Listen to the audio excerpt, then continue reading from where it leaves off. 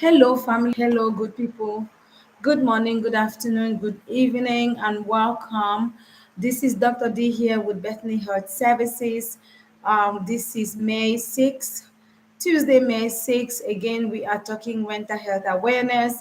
Mental health awareness month is May, and the color for May is green. So go green, show the world, tell the world we are not ashamed, we are bold, we are proud, we are healthy people just like anyone else. We just have a condition that needs addressing. Okay, so for this year, for the 2025 Mental Health Awareness Month, we continue to bring awareness by telling our story. We are telling our story. Remember, the theme is to create a strong foundation. We want to create a strong foundation.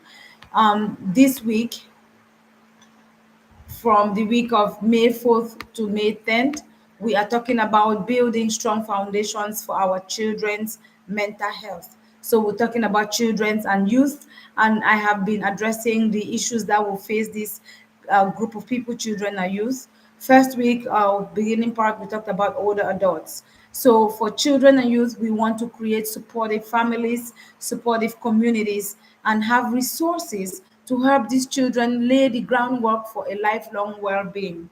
Because remember, mental health is an everyday struggle.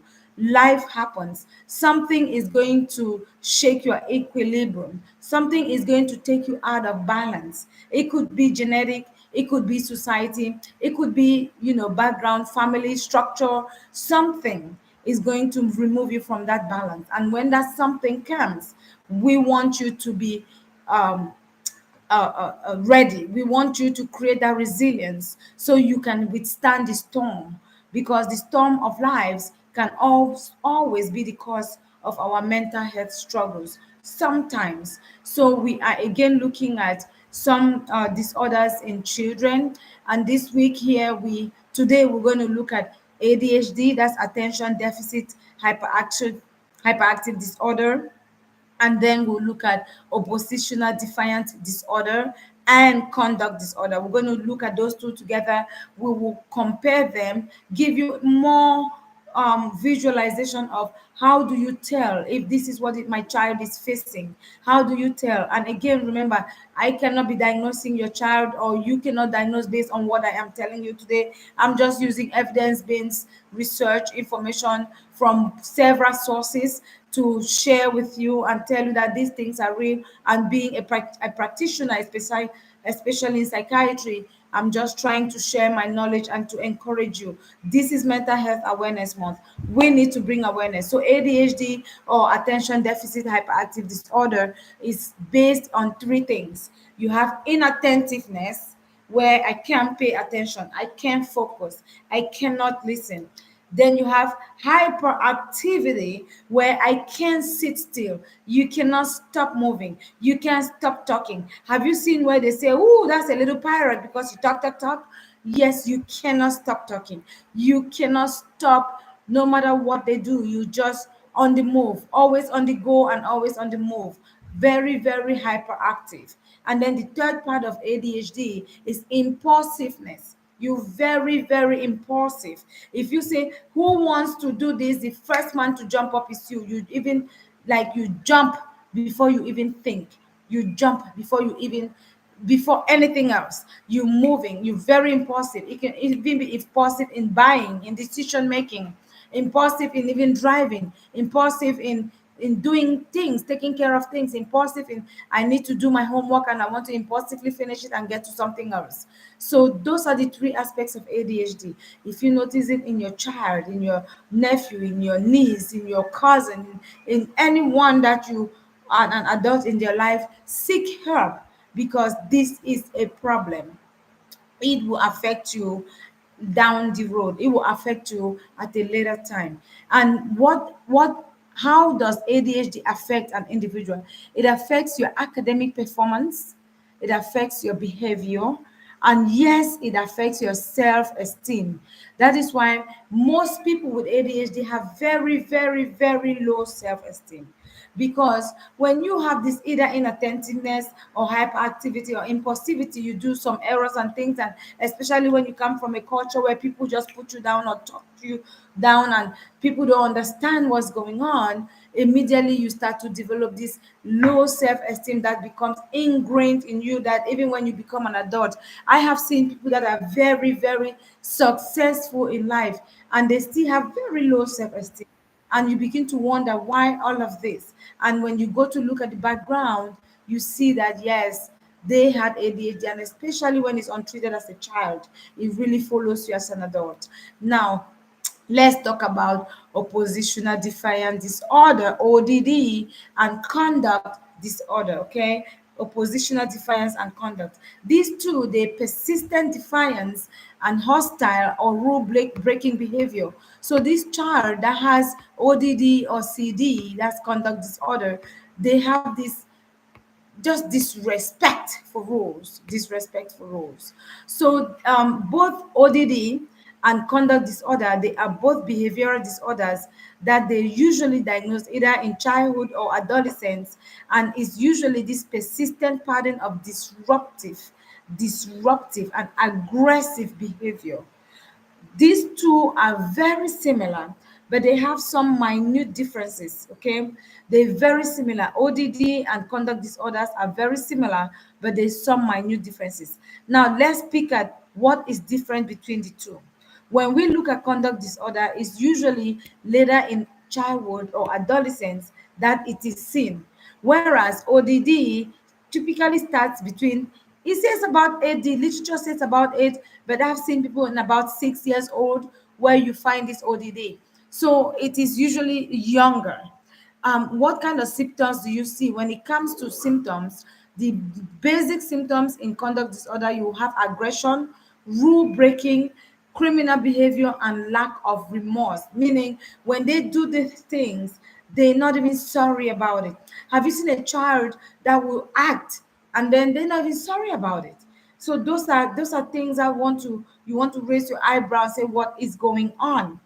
For ODD, they will be very argumentative, they'll be very defiant, they get angry easily, and they're very vindictive. So you can see that these two disorders are very similar, but just slight differences. Okay. In terms of aggression level, people with conduct disorder, they physically and more severely aggressive, whereas people with ODD, they just verbally and they become very relational. So it depends on what is going on. A child who has ODD, you kind of being defiant at home, the relationship is with my parents, I don't want to do anything, but you find that at school they better. Someone with conduct disorder, it doesn't matter the setting, they're the same, and is more physical. You find kids that would hit others, punch you, do things like that, and be more aggressive with it. You want to be careful with looking at conduct disorder. Now, what happens when it comes to violation of societal norms and rules and regulations? When it comes to that, people with conduct disorders, they frequently violate the law and is very serious. They don't just do minimal things, they will do serious, severe things. Whereas people with ODD, it'll be mild. They still violate the laws, they still violate the rules, but they're not as severe. And in terms of progression, the bad part is ODD can progress to conduct disorder. Yes, ODD can progress to conduct disorder. And in terms of our conduct disorder, they are at risk for legal issues, substance use, and other antisocial behaviors. Then you begin to think, but Dr. D, what really causes ODD? What causes conduct disorder? Because these two disorders, they're very, very, very similar. The treatment approach is very similar. The behaviors and every aspect of symptoms that you see, they're similar. One is just a notch higher than the other. Okay, one is a notch higher. So genetically you can be predisposed to this condition if your parents, if it's especially first line generation, first line relationship, meaning your parents and children and stuff, you can easily be predisposed to it. You have things like family dysfunction. When there is inconsistent and harsh disciplines, those can push people. Remember I said environmental factors. You also have exposure to trauma, neglect, and violence. So that's why we have to take care of our children, take care of the young ones in our care. poor peer relationships. So these people, they have very poor, they cannot relate to people of their age or even others. They don't know how to relate to people. um Both conduct disorder and ODD, they are all causes of learning disabilities, and also they commonly co-occur with ADHD. So most people with these symptoms, sometimes it gets aggravated based on ADHD symptoms that is untreated. So you really want to, these are all neuro, ADHD is a neurobiological condition. Therefore, you really want to be careful when you see this. Is it ADHD we're dealing with, or is it truly conduct disorder? So I encourage you to contact your psychiatry provider to properly be diagnosed. You don't want someone to think that you are. What kind of treatment do we see? It's mostly behavioral therapies, okay, talk therapy. Most of the time, you teach um, CBT, you do some family therapy, you do some school-based interventions that will support individual plans and education programs like IEPs and stuff to help those children. And if you live in developing countries, I know sometimes they don't have all those individualized educational programs, but there's still some programs. Reach out and try to see what is available through your social services, and just see through your community, because there's always help. We also have parent management training. We have to train parents, because when you have parents who are dealing with these children, it is not an easy task. Bet you it's very easy for people to stand on the side front and criticize, but they don't understand. So we have to get some training. We have to train you, teach you as a caregiver to learn to create structure. You need structured discipline strategies and communication skills for children with ODD or CD. Okay, what are your red flags? I'm going to end this talk today talking about your red flags. What can you do when you see a child having, because ODD, most children sometimes outgrow this, but then when do you start to think this is conduct disorder? When they have cruelty to animals or people. You know, I've heard a case where a kid would just slit off the throat of a cat. That's very dangerous. And those are some of the things. They just this cruelty against animals and people. Destruction of property. When they start to destroy property, you want to be very smart and vigilant about this. They set fires, they steal, they lie. There's some truancy. They say, you see, I've heard people say this child is a truant, but for the sense of it, it's not really what we're saying. It's just having some challenges.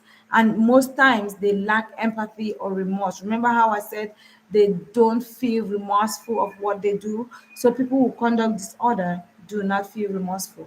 So, family, again, I want to come to you to tell you that this week of Mental Health Awareness Month is Go Green, Wear Green, Show Green. Tell people about it. Do not be ashamed. Don't hide in the back. Own up to it.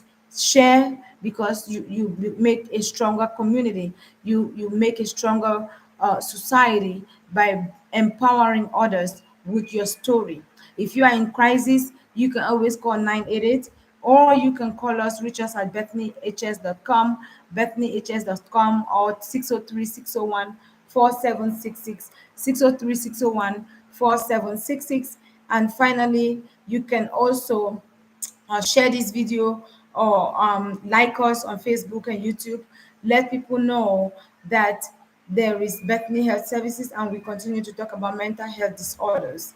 This month, this year, we're going to talk about building stronger communities by sharing our stories and making us stronger. And if you are in crisis and you need help, I encourage you to dial 988. 988 is the crisis hotline if you're in continental USA. In the meantime, I will tell you, see you tomorrow as another day. Take care of yourself, take care of your mental health. Be aware, be informed, be educated about it, and share it with your loved ones, for this may save a life. Take care and God bless.